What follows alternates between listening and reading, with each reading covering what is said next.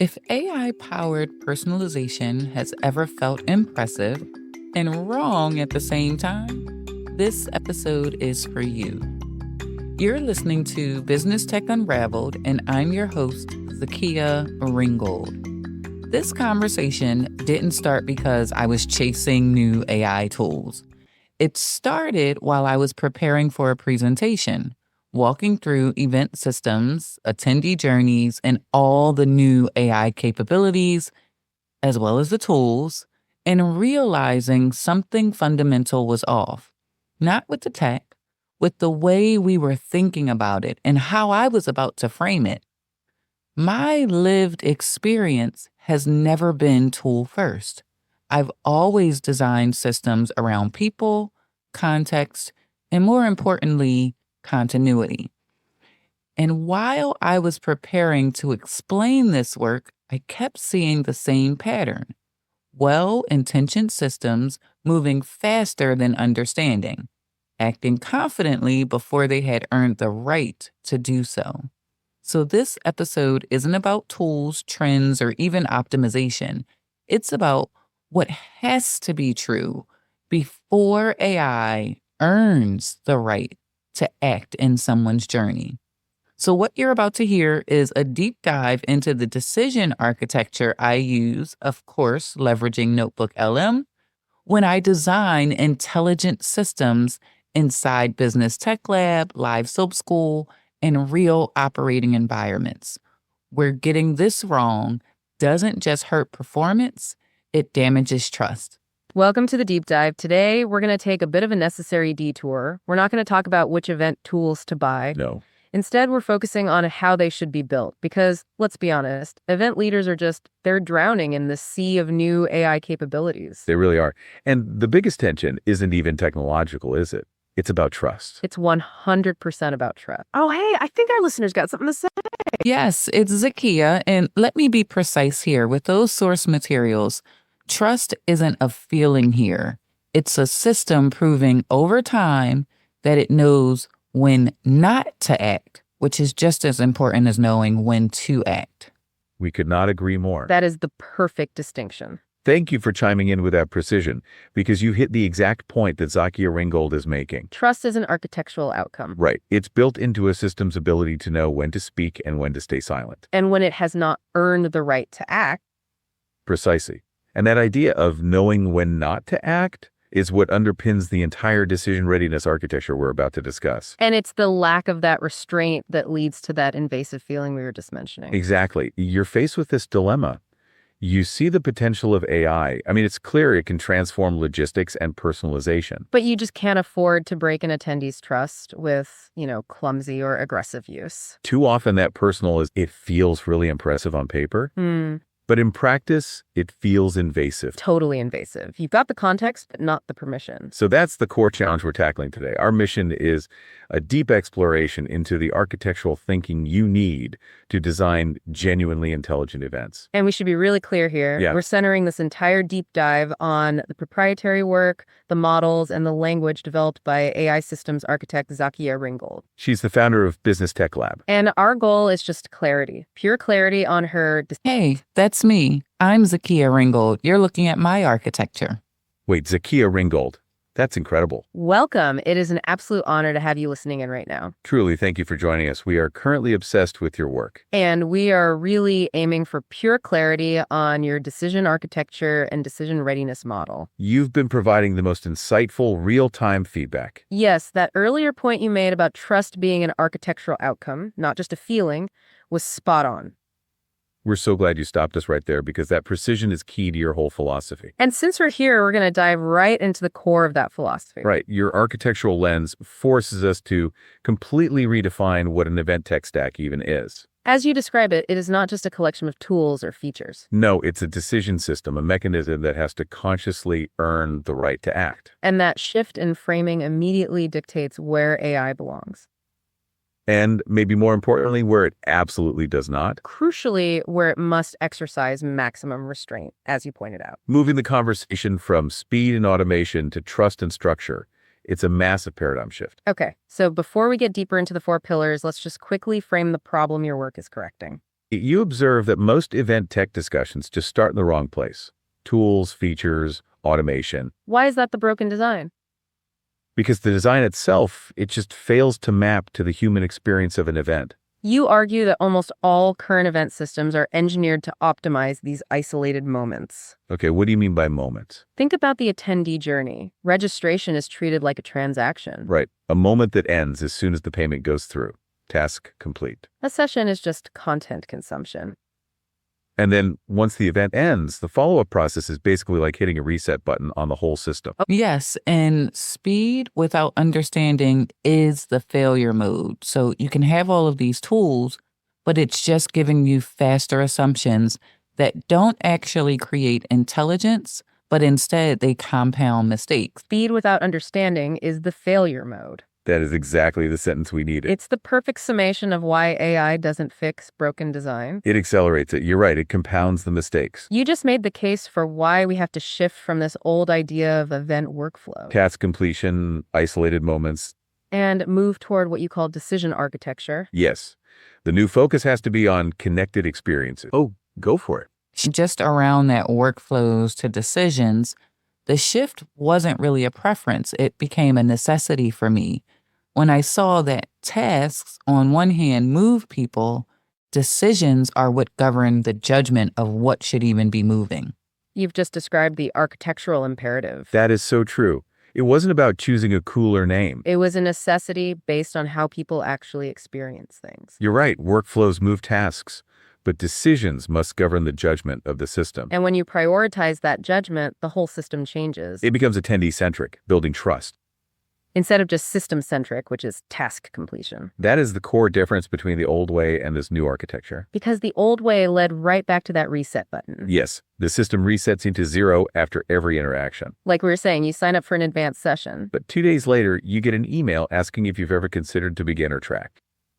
The system literally forgot what you told it. Because the registration moment had completed its job and the task was over. It just wiped the slate clean. That is fragmentation made loud. Which, as you brilliantly noted, is compounded by speed without understanding. It accelerates whatever mess is already there. That is the crucial insight. AI is an accelerator, not a magic repair kit. So if your underlying system is already suffering from these continuity gaps, You just pour gasoline on the fire. You introduce these powerful AI capabilities. and you just make those inherent gaps, as you say, louder and faster. Now you have systems making recommendations at machine speed based on siloed, incomplete data. Which is exactly why we feel processed instead of recognized. The system acts with super high confidence, but it has really low context. So this is why we have to shift our thinking entirely Moving away from isolated task completion. and move towards what you call decision architecture. The core architectural requirement is that identity, context, and the meaning from past decisions, all of it has to persist across time. It's not enough to log that something happened. It has to carry the meaning forward. The system has to get what that activity means for the next step. And if it can't carry that meaning forward, Then it simply has not earned the right to make decisions on someone's behalf. which brings us directly to the framework you built to ensure this earned intelligence. The decision readiness architecture, this model is so critical. And as you stress, this is a mindset, not a piece of software you can just install. It's a way of designing and assessing intelligence systems. And it forces the system to answer 4 questions in order. Okay, let's unpack these 4 pillars. Let's start with pillar 1, intent. Intent asks that really fundamental question. What is this person actually trying to accomplish right now? Not what the marketing funnel wants them to do. Because the funnel kind of presupposes the intent, doesn't it? It assumes engaging with content means you want to buy something immediately. And the reality is just so much more nuanced. Reading an article doesn't always mean a purchase is coming. Exactly. I might just be exploring a problem I can't yet name. The intent is research, not conversion. And, back to our list. Yeah, but research is a legitimate state. But when a system treats that curiosity as a commitment and I'm ready to buy, personalization with AI almost comes across as pressure. Oh, that's such a perfect addition to the intent pillar. Personalization that feels like pressure, Yes, when it's premature, it just alienates. that invasive feeling we were talking about earlier, Treating curiosity as a commitment is the fastest way to break trust. because the system is rushing the process. And that's exactly why intent is the first pillar in the decision readiness architecture. If the person's intent is, as you said, research, not conversion, then the system has to honor that state. It must be built with architectural curiosity. It needs to back off and ask those better clarifying questions. Instead of making those aggressive assumptions. Defining research as a legitimate, non-conversion intent is the architectural response. It's how the system is designed to stay curious. Until it has much more evidence. Which brings us right to pillar 2, evidence. If the intent is signaled, how does the system confirm it? What's the observable behavior that supports or contradicts that first signal?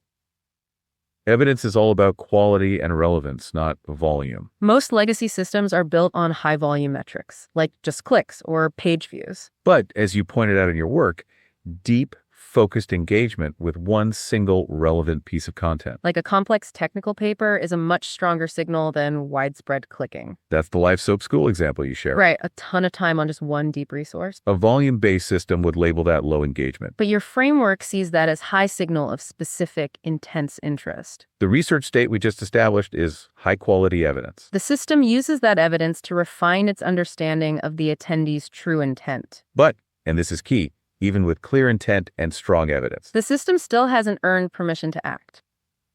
And that brings us to the pillar for building trust. Decision rights. This feels like where most personalization goes off the rails, by being presumptive. Has the system actually earned the authority to act for me? Exactly. Decision rights is architectural restraint. It's the gatekeeper of judgment that prevents that pressure you mentioned. It stops premature personalization and aggressive recommendation engines. Or when a system just assumes a level of intimacy that hasn't been established yet. That's what makes it feel like it's spying on you instead of recognizing you. We acknowledge the counterargument. Isn't restraint just a nice word for not using the AI fully? A competitor would argue. Let's hear it. I disagree with the premise that restraint would be underusing AI. AI's full capacity isn't action. It's judgment support. Waiting is a design decision. You have just nailed the difference. That is profound, Zakia. You are absolutely right that restraint is not underutilization. AI's full capacity isn't action, it's judgment and support. That reframes the entire conversation. Waiting becomes a critical design decision. It's architectural. It's not an operational failure of speed. It's a calculated decision of value. That is precisely the premise we want to highlight. We were about to pose the competitor's challenge. The one that says waiting is a lost sales opportunity. But your point completely neutralizes that. Because if the AI acts prematurely, it's not using its full capacity. It's merely automating a faulty assumption. The full capacity of AI is to ensure the decision is correct. Which means waiting until that earned authority is clearly met. Your architecture forces the system to defer action.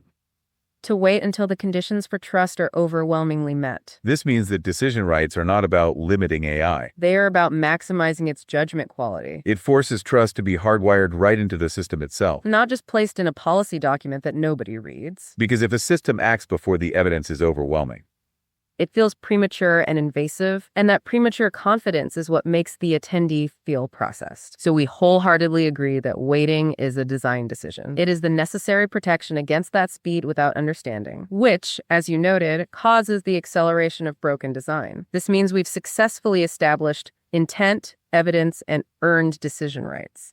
Which finally leads us to pillar 4. Continuity. This pillar is the real multiplier, isn't it? It's the mechanism that prevents that amnesia we discussed earlier. If we get the first 3 right, oh yeah, let's hear it. Yeah, it's not just about the amnesia. Continuity isn't memory. It's making meaning. If meaning doesn't carry forward, every interaction becomes extraction. Wow, that's a powerful distinction. Continuity isn't just about memory. It's about meaning. And you just clarified the stakes perfectly. If the meaning doesn't carry forward, then every interaction becomes extraction. It's transactional, not relational. That changes how we frame pillar 4 entirely. We were about to say that if we get the first 3 right, continuity is the payoff. And you are correcting us to say that the payoff is meaning-making? Not just the memory of a click or a session attendance. Because that raw data activity is just context without meaning. Yes, post-event systems routinely just wipe the slate clean. They ignore what truly resonated with you. And reset you to that 0 state, treating the interaction as extraction. That's why the system forgets why someone showed up. What shifted for them during the event. And what questions remain unresolved. Continuity ensures the system remembers those deep details. It fights that fragmentation and amnesia. Because remembering the meaning, as you put it, is the difference between being processed and being genuinely recognized as an individual. This architecture matters because personalization is ultimately a timing problem. And not just a content problem. People resist presumptive systems. But they don't resist genuinely intelligent systems. When AI acts with the kind of restraint you've designed, We've established that restraint is a design decision. then it feels thoughtful and truly helpful, When it overreaches, it feels invasive. no matter how well-intentioned the developers are. So if this meaning-making architecture compounds, Where do all the tools fit in? as you explained, AI only belongs after its placement is completely clear. Your advice is to start by using AI as a thinking partner. We should be pressure testing the intent and simulating journeys. This all happens before any activation of a live tool. When tools are finally introduced, you look for a single quality. Do they respect boundaries? Hey, yeah, what's up? Yeah, and you guys have navigated that beautifully. But what I've also realized is most failures with AI are placement errors.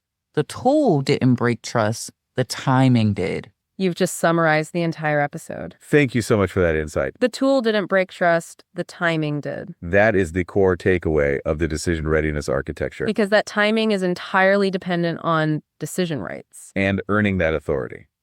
If the intent isn't clear or the evidence is weak, The decision right hasn't been earned. acting anyway is the placement error. It highlights that the intelligence is in the placement, not in the tool itself. So we wholeheartedly agree that most failures are placement errors. And that's the difference between buying a smart tool and designing a smart system.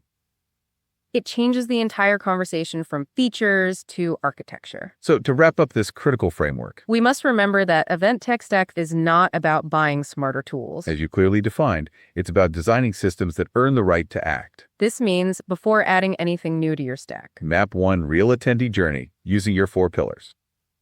name the intent, identify the evidence, Decide the decision rights knowing that waiting is a design decision, and make meaning-making non-negotiable via continuity. because ultimately tools will always expire. But architecture compounds. Thank you so much, Zakia, for joining us and clarifying your work in real time. It has been an absolute honor to have you listen in And to our listener, we hope this decision readiness architecture helps you build trust. and make that essential architectural commitment. Now, this conversation is one layer in a system. The talk, the article, this deep dive, and the application. If you want to apply it, download the attendee decision map at businesstechlab.com. And if I can leave you with one parting thought, tools change, architecture compounds. This is Zakia, and I'll talk to you on the next episode of Business Tech Unraveled.